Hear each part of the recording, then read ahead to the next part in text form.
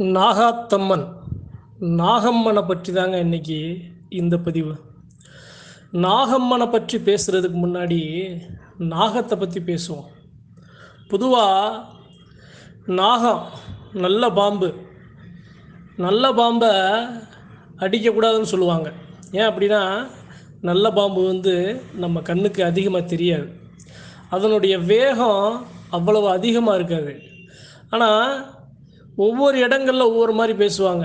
நாகப்பாம்பு அடித்தா, நல்ல பாம்பு அடித்தா நாரை போடணும், நல்ல பாம்பு அடித்தா குழி தோண்டி அதை புதைச்சி பால் ஊற்றி மஞ்சள் தண்ணி தொளித்து அதை நாம் வணங்கணும் அப்படின்னு.